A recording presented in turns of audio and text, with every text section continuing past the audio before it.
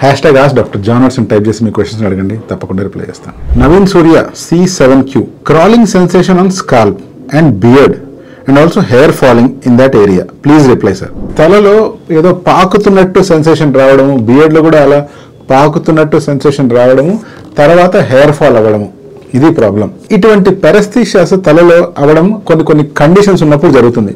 For example dandruff కానీ లేదా folliculitis కానీ మీకు ఉందనుకోండి, తలంతా ఒక రకమైన టింగింగ్ సెన్సేషన్ వస్తూ ఉంటుంది. అంతేకాకుండా ఇచ్చింగ్ తో పాటు బర్నింగ్ కూడా అనిపించే ఛాన్స్ ఉంది. ఇవన్నీ ఒక ఎత్తు అయితే దీని తర్వాత మళ్ళీ హెయిర్ ఫాల్ కూడా ఎక్స్పీరియన్స్ చేస్తాము. ఇంకొక ప్రత్యేకమైన కండిషన్ ఉంది, అదేంటంటే టీనియా క్యాపిటిస్ లేదా స్కాల్ప్ మీద వచ్చే ఫంగస్. ఈ టీనియా క్యాపిటిస్ కి ఇంకో తమ్ముడు కూడా ఉన్నాడు, అదే టీనియా బార్బే. అంటే ఇది బియర్డ్ కి వచ్చే ఫంగస్.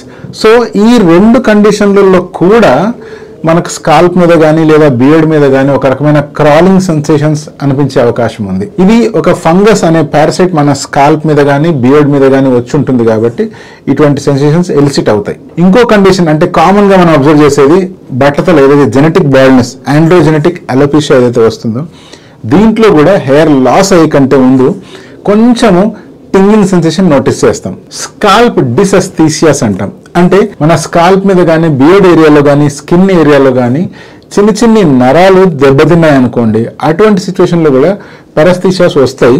ఇలాంటి టింగ్లింగ్ సెన్సేషన్ కానీ బర్నింగ్ సెన్సేషన్ కానీ వచ్చే ఛాన్సెస్ ఉన్నాయి. ఫైనల్ గా డెమోడెక్స్ మైట్స్ అని కొన్ని రకాల మరీ చిన్నని పురుగులు ఎప్పుడైతే మన స్కాల్ప్ మీద చేరుతాయో లేదా బియర్డ్ ఏరియాలో చేరుకున్నాయో అప్పుడు కూడా ఇటువంటి క్రాలింగ్ సెన్సేషన్ వచ్చి హెయిర్ ఫాల్ అయ్యే ఛాన్స్ ఉంది. జస్ట్ ఫోటో చూసి కానీ లేకపోతే జస్ట్ మీరు చెప్పే కామెంట్ ని చూసి దీనికి ప్రాపర్ గా ట్రీట్మెంట్ ఇవ్వడం అనేది కుదరదు. ఎందుకంటే ఇన్ని రకాల కండిషన్స్ లో మీరు ఏ కండిషన్ వల్ల ఇబ్బంది పడుతున్నారు అనేది డైరెక్ట్ గా మిమ్మల్ని చూస్తేనే అర్థమవుతుంది.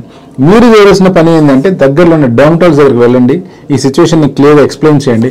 వాళ్ళు మీకు టెస్ట్ చేసేటప్పుడు వీటన్నిటిని మైండ్ లో ఉంచుకొని స్టెప్ బై స్టెప్ ఒక్కొక్క దాన్ని రూల్ అవుట్ చేసుకుంటూ ఫైనల్ గా డయాగ్నోస్ చేసి దానికి కావాల్సిన ట్రీట్మెంట్ అందిస్తారు. అండ్ ఇలా లాస్ అయిన హెయిర్ ని సాధ్యమైనంత వరకు సంపాదించుకోవచ్చు. అన్లెస్ అంటే అది పర్మనెంట్ లాస్ జరిగింది అంటే అప్పుడు మళ్ళీ మనం హెయిర్ ట్రాన్స్ప్లాంటేషన్ చేసి ఆ ఏరియాలో హెయిర్ ని రీగ్రో చేసుకోవచ్చు.